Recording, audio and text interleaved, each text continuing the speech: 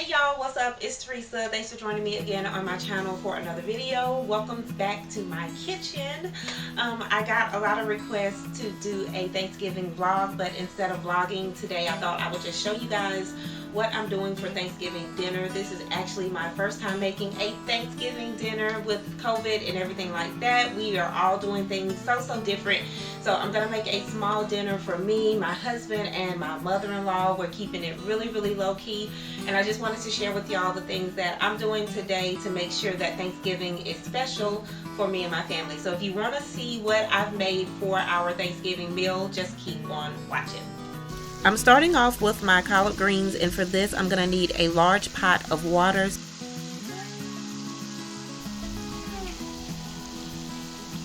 Then once I have all the water, I'm going to go ahead and season it with garlic powder, onion powder, salt, and pepper. Then I'm going to add in my ham hocks. These are cut ham hocks. And then I'm also going to add in some whole ham hocks.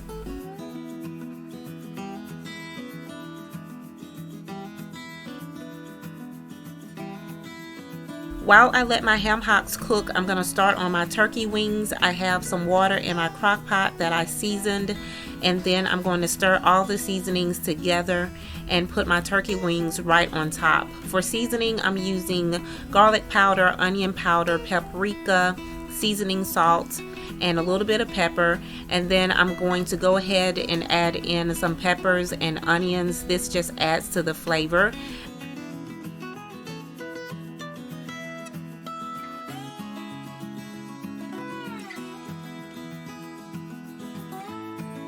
Once my ham hocks are done boiling, I'm going to go ahead and take the large ham hocks out of the water and add in my greens.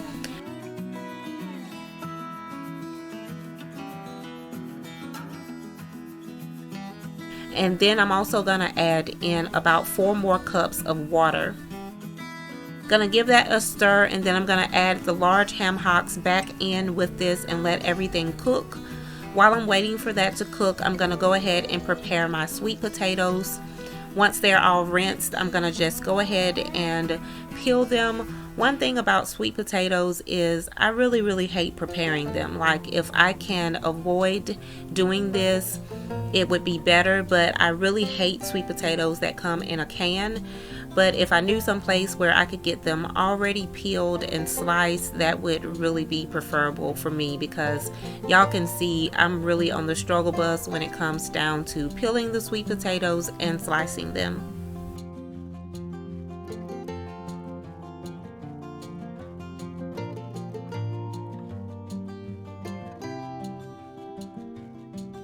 Once you start to slice your sweet potatoes, try to make them about the same width. This will ensure that they kind of cook up the same way, and some of them won't be softer than the others. So I like to kind of slice mine about an inch or so apart, and this way they all kind of cook up the same. Once the sweet potatoes are all sliced, I'm going to transfer them into my aluminum pan, and I'm using an aluminum pan to cook most things in, so I don't have so many dishes to wash. You can just throw these right away. And once I have them all in the pan, I'm going to make them as flat as possible, and then I'm going to start to put my ingredients on. I'm using granulated sugar. Then I'm also going to go in with some brown sugar, and I'm going to put some syrup on top.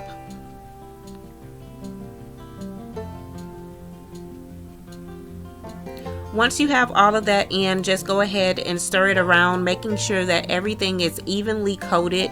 You don't want some sweet potatoes to be left naked. You just want to make sure that everything is coated so that all the sweet potatoes are flavorful.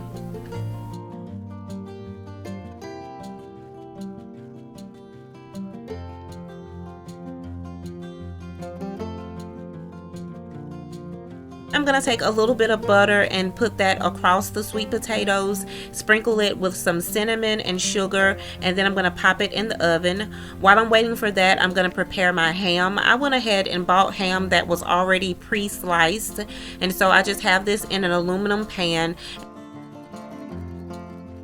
Then I'm going to add on some syrup.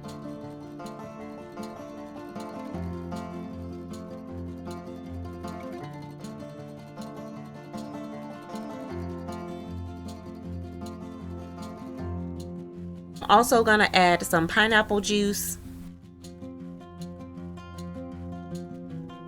some brown sugar, and I'm gonna add some pineapples to the top. I'm gonna cover this with aluminum foil and put some slits in it and let it cook in the oven. And once the potatoes are cooked about halfway, I go ahead and sprinkle on some crushed walnuts and pecans. Now it's the next day, and the first thing I'm doing is I'm gonna go ahead and boil up some eggs, and this is for my deviled eggs. Once the eggs are finished, I'm just gonna go ahead and peel them. And a trick to getting your eggs to peel smoothly is to put you some salt in the water. I don't know what it does, but it makes the shell come off of the eggs really easily. So now I'm gonna go ahead and separate the yolk from the eggs, and I'm just slicing them and popping the yellow part out.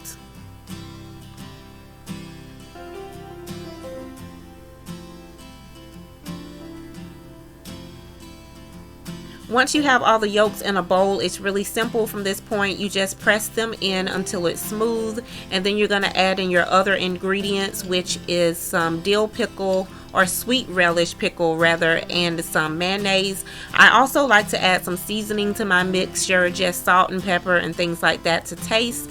And then I'm just going to take the mixture and spoon it right back into the eggs.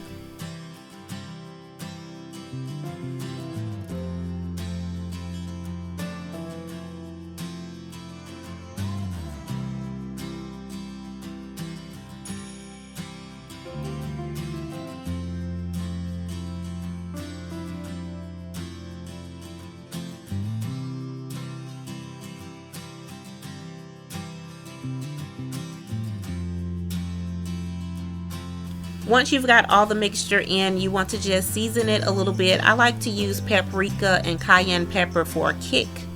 The last thing I have to do on the day of Thanksgiving is my rolls. So I'm just going to take the rolls that I have, and I'm going to place them on my favorite little baking sheet.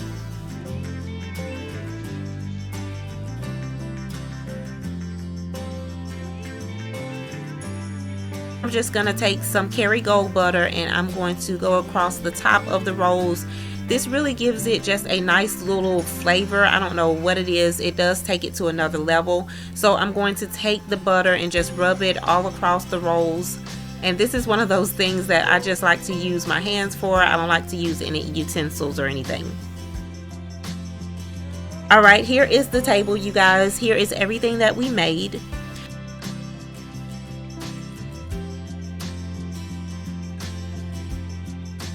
We have the deviled eggs, also have the collard greens with ham hocks. We have the crescent rolls. My mother-in-law made some field peas. They were delicious. She also made some dressing. Here are the sweet potatoes glazed and with the walnuts and pecans. Here are the turkey wings with the ham.